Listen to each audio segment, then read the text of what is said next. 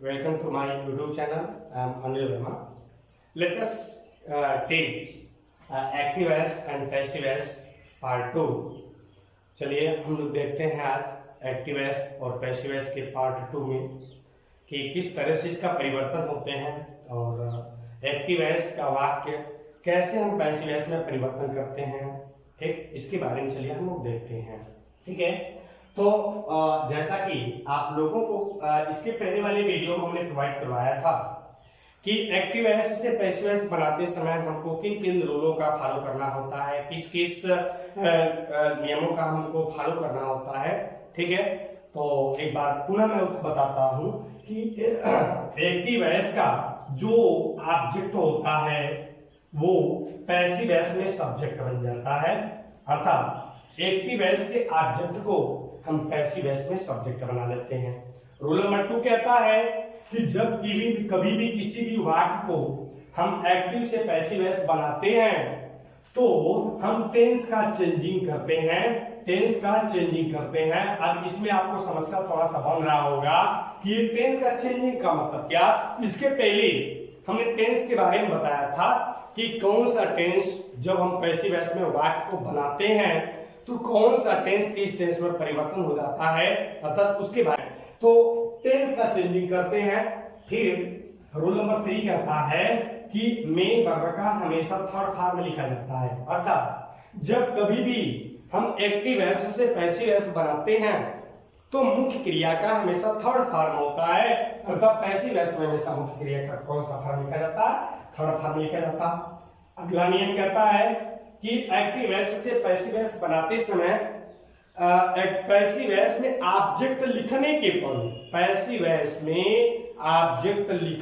पहले हम बाई का प्रयोग करते हैं, विद का प्रयोग करते हैं, टू का प्रयोग करते हैं, एट का प्रयोग करते हैं और इन का प्रयोग करते हैं। मतलब ये कि जब कभी भी पैसिव एस में हमें ऑब्जेक्ट लिखना होता है तो उस ऑब्जेक्ट के पहले by, with, at, in, to, with में से किसी एक को लिखते हैं, वो भी वर्ब के अनुसार जैसा वर्ब होगा उस तरह से ये प्रीपोजिशन लगाए जाते हैं। क्योंकि कुछ वर्ब ऐसे होते हैं जो बाई को एक्सेप्ट नहीं करते, अर्थात वो कुछ ऐसे वर्ब होते हैं जो बाई को एक्सेप्ट नहीं करते, स्वीकार नहीं करते।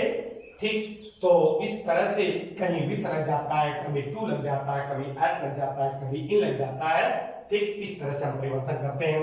अगला नियम कहता है कि एक्टिव एस के सब्जेक्ट को पैसिव एस में हम ऑब्जेक्ट बना देते, अर्थात एक्टिव एस के सब्जेक्ट को हम पैसिव एस में क्या बना लेते हैं, ऑब्जेक्ट बना लेते हैं।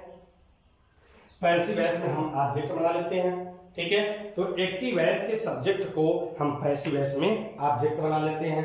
ठीक है, और अगला नियम कहता है कि अगर एक्टिव एस हेल्पिंग वर्ब से प्रारंभ होता है तो पैसिव एस भी बदले हुए हेल्पिंग वर्ब से ही प्रारंभ होगा।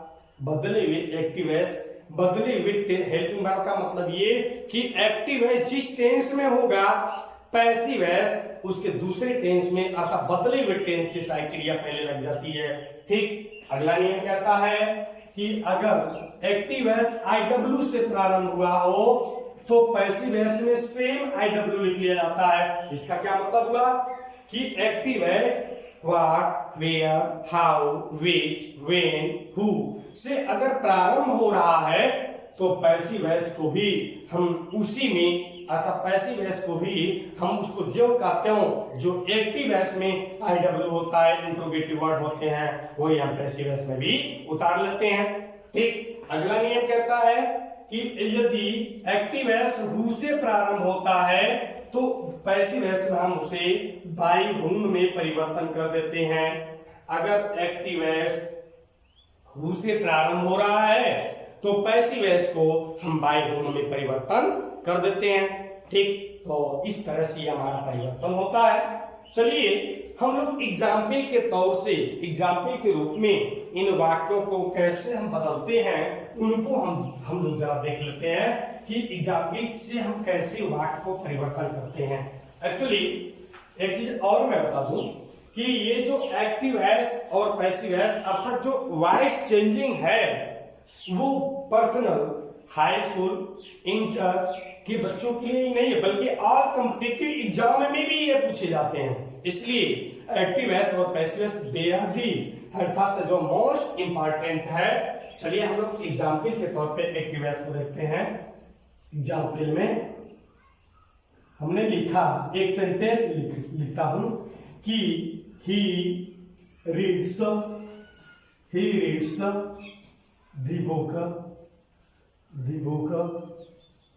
books at home। यह मेरा सेंटेंस है, ये मेरा एग्जाम्पल है। एग्जाम्पल पे हम लोग इसको पैसिव वॉइस में बनाते हैं कि कैसे हम इस वाक्य को हम पैसिव वॉइस में बनाते हैं। चलिए देखते हैं कि एक्टिव वॉइस से जब हम पैसिव वॉइस में परिवर्तन करते हैं तो he reads the books at home, वह घर पर पुस्तकों को पढ़ता है। ये मेरा वाक्य है। हमने देखा इस सेंटेंस में कि जो रीड्स है सब्जेक्ट ही है, रीड्स वर्ब है और वर्ब के बाद में ऑब्जेक्ट आया और एट होम ये मेरा अन्य है। जब इस वाक्य को हम एक्टिव वॉइस से जब हम पैसिव वॉइस में कन्वर्ट करते हैं, परिवर्तन करते हैं, ठीक, तो एक्टिव नियम पहला कहता है एक्टिव वॉइस के ऑब्जेक्ट को हम पैसिव वॉइस में सब्जेक्ट बना लेते। ये पहला नियम कहता है एक्टिव वॉइस के ऑब्जेक्ट को हम पैसिव वॉइस में क्या बना लेते भाई, सब्जेक्ट बना लेते।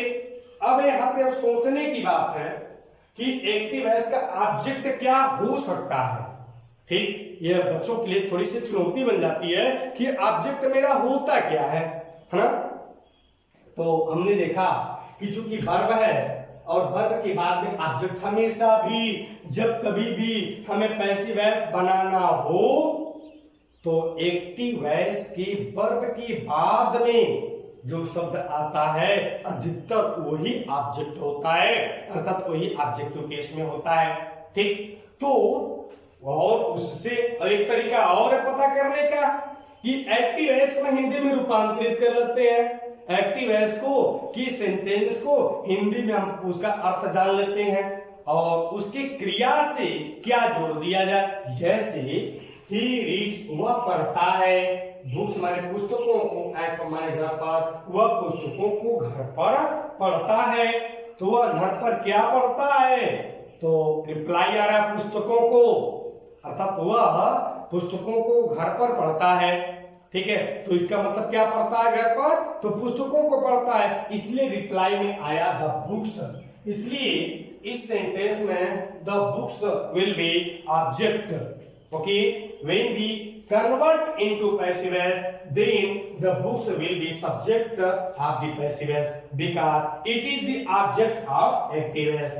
ओके, मतलब ये कि एक्टिव वॉइस के ऑब्जेक्ट को हम पैसिव वॉइस में सब्जेक्ट बनाना है। लिखेंगे द बुक्स, द बुक्स हमने लिख लिया, ये वाक्य हमारा है। ठीक, उसके बाद में दूसरा नियम कहता है कि टेंस का चेंजिंग करते, देख लीजिए अब ये पता चला किस टेंस का वाक्य है। आपको मालूम होगा कि कर्ता के बाद जब मुख्य क्रिया आए, टेंस की कोई सहायक क्रिया न दिया हो तो या तो प्रेजेंट इंडेफिनिट टेंस या तो पास्ट इंडेफिनिट टेंस। चूंकि दो ही ऐसे टेंस होते हैं जिसमें सब्जेक्ट के बाद हेल्पिंग वर्ब नहीं आते, या तो प्रेजेंट इंडेफिनिट या तो पास्ट इंडेफिनिट। यदि प्रेजेंट इंडेफिनिट टेंस होगा तो मुख्य क्रिया अपने असली रूप में होगा या मुख्य क्रिया में एस अथवा ईएस जुड़ा होगा। ठीक, या अगर पास्ट इंडेफिनिट टेंस में होगा तो मुख्य क्रिया अपने सेकंड फॉर्म में होगी, अर्थात दूसरे रूप में होगा। तो हमने देखा कि ये मेन वर्ब है, इसमें यस आया, इसका मतलब यस जुटा, तो इसका मतलब ये प्रेजेंट इंडेफिनिट टेंस का हो गया। ठीक, तो अब ये प्रेजेंट इंडेफिनिट टेंस का है। दूसरा नियम कहता है टेंस का परिवर्तन मुझे करना है, तो प्रेजेंट इंडेफिनिट टेंस को किस टेंस में परिवर्तन करते, किसमें करते, पास्ट कंटीन्यूअस, प्रेजेंट कंटीन्यूअस में करते। और प्रेजेंट कंटीन्यूअस की हेल्पिंग वर्ब क्या होती है, इज, एम और आर होती है। ठीक है, तो इज एम आर में से किसी एक को, इज एम आर में से किसी एक को हम लिख लेंगे, चाहे इज लिखे, चाहे एम लिखे, चाहे हम आर लिखे। तो चूंकि पैसिव वॉइस के सब्जेक्ट के ऊपर डिपेंड करता है कि पैसिव वॉइस का जो सब्जेक्ट है अगर वो सिंगुलर है तो इज, अगर प्लूरल है तो वार, अगर सब्जेक्ट आई है तो आई एम लिखेंगे। Then we saw that the books is plural, so we write here are। Are हमने लिख लिया, टेंस का परिवर्तन हो गया। अगला कहता नियम, मेन वर्ब का थर्ड फॉर्म, पैसिव वॉइस बनाते समय मुख्य क्रिया का कौन सा फॉर्म? Third form. तो रीड है मुख्य क्रिया, तो अब मुख्य क्रिया का third form read, red, read, मतलब एक ही होता, तीनों एक ही होता, रीड रीड रीड, पढ़ते ऐसे, रीड रेड रीड, पढ़ते ऐसे, लेकिन हकीकत में सेम ही होता है, इसलिए हमने मुख्य क्रिया का कौन सा फॉर्म लगा लिया? थर्ड फॉर्म लगा लिया। ठीक है, द बुक्स आर रीड। अब हम चाहें अन्य के तो पहले लिख लें या तो बाद में ही लिखें, कोई दिक्कत नहीं है। हम चाहे इन्हीं के बगल में जस्ट अन्य भी लिख लेते हैं। उसके बाद में अगला नियम कहता है कि एक्टिव वॉइस का जो सब्जेक्ट होगा वो पैसिव वॉइस में ऑब्जेक्ट बनेगा। ठीक, लेकिन बाई के पहले, इसका मतलब ये होगा कि पैसिव वॉइस में ऑब्जेक्ट लिखने के पहले हम बाई का प्रयोग करते हैं, इसलिए हमने यहाँ पे लगा लिया बाई। और अगला पांचवा नियम कहता है कि एक्टिव वॉइस से पैसिव वॉइस बनाते समय पैसिव वॉइस में ऑब्जेक्ट लिखने के पहले हम बाई लगाते हैं और एक्टिव वॉइस के सब्जेक्ट को हम पैसिव वॉइस में ऑब्जेक्ट बना लेते। तो एक्टिव वॉइस का सब्जेक्ट ही है ना, इसलिए पैसिव वॉइस हमारा क्या हो जाएगा भाई? ये हमारा ही हो जाएगा। इस तरह से हम वाक्य को बनाते हैं। ठीक, चलिए हम लोग अगला एग्जाम्पल लेते हैं, एक दो और एग्जाम्पल लेते हैं, एग्जाम्पल के माध्यम से और ढंग से समझ लेते हैं। एक चीज जान लीजिए कि एक्टिव वॉइस पैसिव वॉइस न केवल हाई स्कूल और इंटर के बोर्ड पेपर में पूछता है, बल्कि all exam, all competitive question paper में ये पूछता है। अर्थात सभी प्रकार के जितने भी प्रतिस्पर्धा वाले परीक्षा होते हैं, सारे परीक्षाओं में ये एक्टिव वॉइस पैसिव, अगर इंग्लिश पूछता है तो एक्टिव वॉइस पैसिव पूछता है ना। तो चलिए हम देखते हैं कि और वाक्य में और एक्टिव वॉइस का वाक्य लेते हैं। जैसे हमने लिखा द टीचर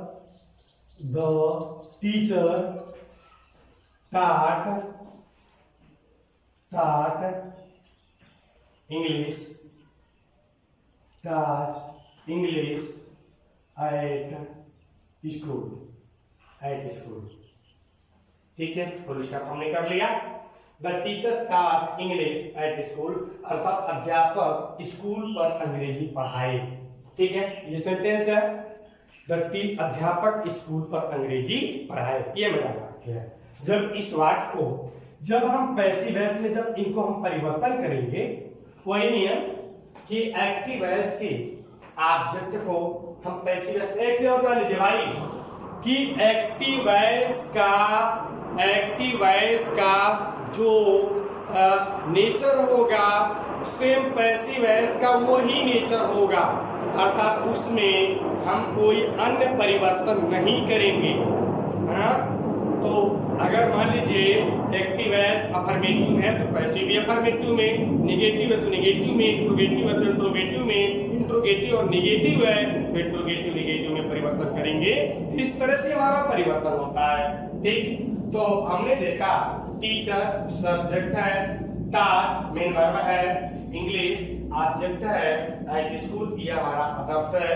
तो पैसिव वॉइस में जब बनाएंगे तो एक्टिव वॉइस के ऑब्जेक्ट को पता करेंगे कि एक्टिव वॉइस का ऑब्जेक्ट क्या है। आपको पता है कि ऑब्जेक्ट मुख्य क्रिया के जस्ट बाद होता है। ठीक है, तो इसलिए यहाँ पे इंग्लिश होगा, हमने लगा लिया इंग्लिश। दूसरी चीज, दूसरा नियम, पहला नियम कहता है एक्टिव वॉइस के ऑब्जेक्ट को पैसिव वॉइस में सब्जेक्ट बना लिए, बन गया। फिर मेन वर्ब का अर्थात जिस टेंस में होगा, टेंस का परिवर्तन करते हैं तो प्रेजेंट, पास्ट, इंडेफिनिट टेंस में चूंकि चीज का टाट आया है, ठीक, तो पास्ट इंडेफिनिट अगर सब्जेक्ट के बाद मेन वर्ब आ जाता है और वो भी मेन वर्ब अपने सेकंड अवस्था में आती है तो वो पास्ट इंडेफिनिट टेंस होता है। और उस पास्ट इंडेफिनिट टेंस को हम पास्ट कंटीन्यूअस के सहायक क्रिया के साथ बदलते हैं। पास्ट कंटीन्यूअस की सहायक क्रिया वाज अथवा क्या होती है, वेयर होती है। तो English is subject as singular noun, so we write here was, इसलिए हमने यहाँ पे वाज लगा लिया। अगर ये कर्ता बहुवचन होता तो वेयर लग जाते। मेन वर्ब का थर्ड फॉर्म। तीसरा नियम कहता है कि पैसिव वॉइस में मुख्य क्रिया हमेशा थर्ड फॉर्म में होती है, तो टीच टाट, इसलिए हमने वही लगा लिया। ये सेकंड और थर्ड पार्ट एक ही होते हैं। इंग्लिश वाज टॉट एट, अब अन्य चाहे वर्ब की बात में अन्य चाहे तो लिख सकते हैं, हमने एट स्कूल कर लिया। और अगला नियम कहता है कि पैसिव वॉइस में ऑब्जेक्ट लिखने के पहले हम बाई का प्रयोग करते हैं, इसलिए हमने यहाँ पे क्या लगा लिया, बाई लगा लिया। अगला नियम कहता है एक्टिव वॉइस के आप सब्जेक्ट को पैसिव वॉइस में ऑब्जेक्ट बना लेते, तो बाय द टीचर, चूंकि टीचर का ऑब्जेक्ट टीचर ही होता है इसलिए हमने यहाँ पे टीचर लगा लिया। इस तरह से हमारे वाक्य बनते हैं। कभी कभी कंडीशन ये बनती है कि एक ही एक्टिव वॉइस में दो दो ऑब्जेक्ट का होना पाया जाता है। जैसे मैं लिखता हूं कि एक्टिव वॉइस में लिखा हमने कि my brother teacher me English daily. ये वाक्य है। हम किसी भी तरह से वाक्य को लिख सकते हैं, my brother teach me English daily, मेरा भाई मुझे रोज अंग्रेजी पढ़ाता है। चूंकि सिंपल सेंटेंस ही है। हमने अभी भी बात किया कि एक सेंटेंस में कभी कभी लगता है कि दो दो ऑब्जेक्ट का होना पाया जाता है, तो उसका हम कैसे बनाते हैं, उसको हम दो प्रकार से बना सकते हैं पैसिव वॉइस। हमने देखा my brother is subject, teach is verb and me is object and English is object, daily is other. Okay, when we convert active voice into passive voice, then first rule is वही होगा, पहला rule वही होगा, active voice के object को passive voice हम subject लिखे हैं।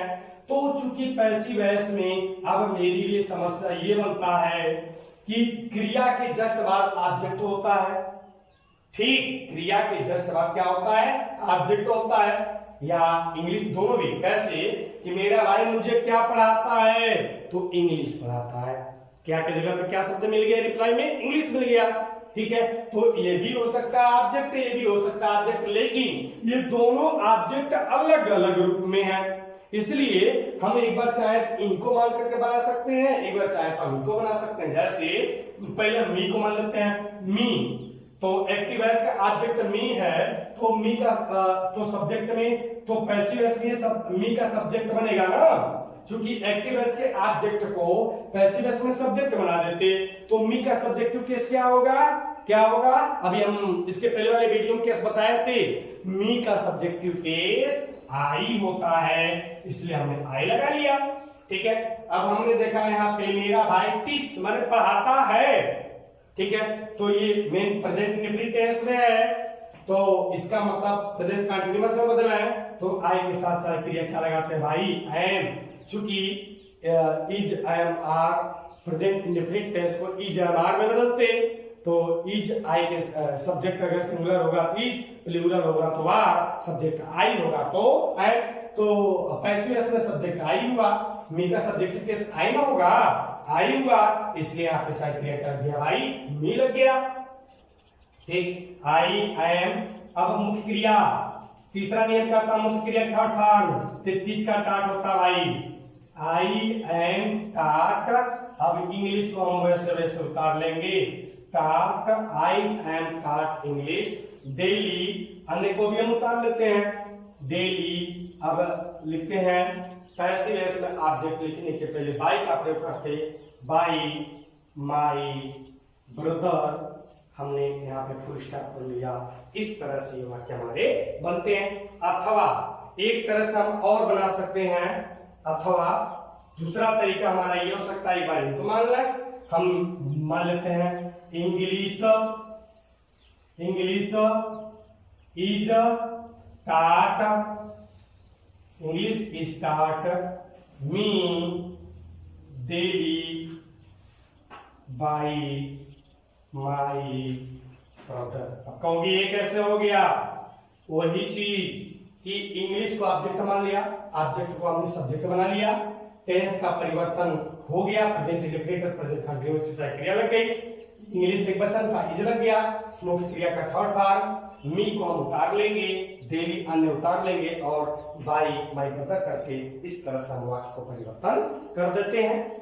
ऐसे हम वाक्य को बनाते हैं। चलिए हम अगर स्क्रीनशॉट लेना हो तो स्क्रीनशॉट आप ले सकते हैं। चलिए हम अगले नियम की ओर चलते हैं। ठीक, अगला नियम ये कहता है कि अगर कोई एक्टिव वॉइस सबसे पहले हेल्पिंग वर्ब से प्रारंभ हो तो पैसिव वॉइस भी बदले हुए टेंस की हेल्पिंग वर्ब से प्रारंभ होता है। ये नियम है मेरा कि अगर कोई एक्टिव वॉइस सबसे पहले हेल्पिंग वर्ब से प्रारंभ हुआ हो तो उसका पैसिव वॉइस भी हेल्पिंग वर्ब से प्रारंभ होता है। जैसे हमने लिखा हैव यू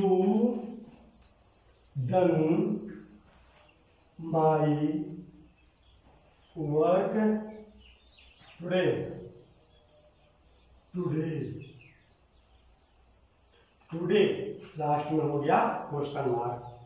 अब इस सेंटेंस में हमने देखा कि एक्टिव वॉइस इंट्रोगेटिव सेंटेंस का वाक्य है। क्यों? क्योंकि हेल्पिंग वर्ब एक्टिव वॉइस में, एक्टिव वॉइस का जो सेंटेंस है सबसे पहले हेल्पिंग वर्ब से प्रारंभ हुआ। ठीक, तो हमने देखा हैव किस टेंस की साथ क्रिया? बोलिए, हैव हमारा प्रेजेंट परफेक्ट टेंस की साथ क्रिया है। तो मेरा सीधे से कहने का मतलब ये है, सारा नियम पहले जैसा, अगर एक्टिव वॉइस सबसे पहले हेल्पिंग वर्ब से प्रारंभ हुआ है तो पैसिव वॉइस भी हमारा सबसे पहले हेल्पिंग वर्ब से ही प्रारंभ होगा। अब बात आती है कैसे होगा? क्योंकि जिस टेंस का है वो जिस टेंस में परिवर्तन होता है उसके हेल्पिंग वर्ब हम पहले लिख लेंगे। ये है, आपको पता है हैज और हैव ये दो सारी क्रिया प्रेजेंट परफेक्ट टेंस का है, और प्रेजेंट परफेक्ट टेंस का जब पैसिव वॉइस बनता है तो हैज बीन और हैड बीन में परिवर्तन होता है। अर्थात वो हैज बीन और उसके बाद में हैव बीन में परिवर्तन होता है, नहीं होता भाई। तो हम करेंगे क्या? हम केवल हैज और हैव में से ही सबसे पहले लिखते हैं। सब्जेक्ट के पहले हम केवल हैज और हैव ही लिखते हैं। जो अन्य होते हैं जैसे बिन शब्द जो बच जाते हैं वो हमेशा सब्जेक्ट के बाद लिखते हैं। ठीक है, तो अब वही नियम कि सबसे पहले हम ये पता करें कि पैसिव वॉइस में हैज लिखें कि हैव लिखें। यहाँ पर हैज और हैव पैसिव वॉइस के सब्जेक्ट के ऊपर डिपेंड करेगा कि हैज लिखा जाएगा कि हैव लिखा जाएगा। अब हम एक्टिव वॉइस का ऑब्जेक्ट ढूंढ रहे हैं। ऑब्जेक्ट इसमें क्या हो सकता है? तो हमने देखा वर्ब इसमें डन है और माई वर्क यहाँ पर है। ठीक है, तो माई वर्क हमारा ये ऑब्जेक्ट होगा, इसलिए माई वर्क मेरा कार्य मींस सिंगुलर है, so we write here as helping verb here has my. अब सब्जेक्ट बिकम ऑब्जेक्ट, हमने लिख लिया माई वर्क, ये हो गया having done my work today. ये सेंटेंस है, इस सेंटेंस को साइड क्रिया से प्रारंभ हुआ तो पैसिव वॉइस भी मेरा साइड क्रिया से प्रारंभ हुआ, मतलब वर्ब प्रेजेंट परफेक्ट में है तो ये प्रेजेंट परफेक्ट कंटीन्यूअस में बदलेगा। इसलिए हैव को हैज बीन और हैव बीन में तो केवल हैज अथवा हैव ही लिखा जाता है वाक्य के पहले, और जो बीन शब्द लगा होता है वो कर्ता अथवा नॉट के बाद लिखा जाता है। तो ये वाक्य नेगेटिव है नहीं, इसका मतलब ये कर्ता के बाद यहाँ पे लिख लेंगे बीन। ठीक है, has my work been.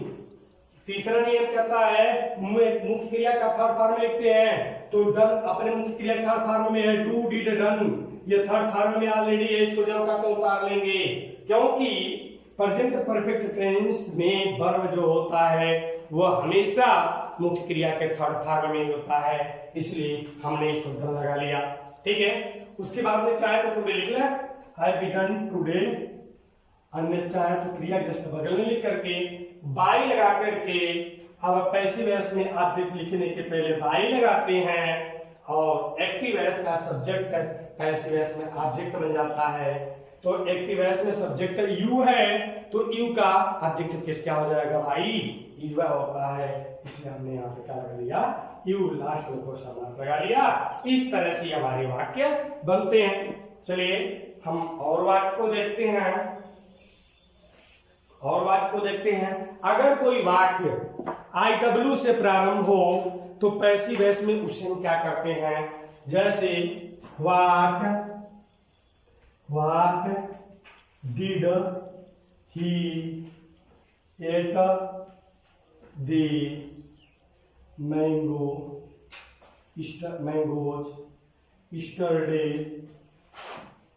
Yesterday, last में क्वेश्चन मार्क।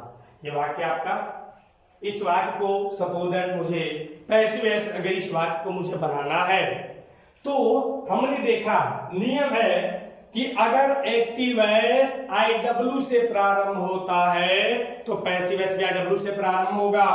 तो IW का मतलब प्रश्नवाचक शब्द की अंग्रेजी, what, where, how, which, when, who, तो पैसिव वॉइस भी उसी से, पैसिव वॉइस बनाते समय सेम का सेम लिख लेते हैं। व्हाट है तो व्हाट लिख लेंगे, अगर यहाँ पे वाई रहता तो वाई, वेन रहता तो वेन, व्हिच रहता तो व्हिच, जो कुछ भी रहता लिख लेते सिवा हु को छोड़ करके, है ना। तो व्हाट हो गया, ये साइड क्रिया डेट लगा हुआ है, डेट का मतलब पास्ट इंडिफिनिट ना, तो पास्ट इंडिफिनिट को किस में बदलते हैं, पास्ट कॉन्टिन्यूअस में बदलते हैं। पास्ट कॉन्टिन्यूअस के साथ क्रिया वाज हो गया होती है। तो अब यहाँ पे क्या सब्जेक्ट आएगा उसके अनुसार वाज हो गया आएगा। तो यहाँ पे जो सब्जेक्ट आएगा पैसिव वॉइस में, एक्टिव वॉइस का ऑब्जेक्ट ना, तो हमने देखा था ऑब्जेक्ट इसमें मैंगोज होगा, क्योंकि क्रिया के जस्ट बाद है मैंगोज, तो ये मेरा ऑब्जेक्ट होगा। तो ऑब्जेक्ट हमारा बहुवचन का है, बहुवचन का है मैंगोज, माने आमे, आमे, एक आम निकल के देखो है ना। तो इसलिए हम यहाँ पे लिखेंगे वेयर, वाज अथवा वेयर में से हम वेयर लिख लेंगे। क्यों वेयर लिखेंगे, क्योंकि ये सब्जेक्ट हमारा बहुवचन जा रहा है।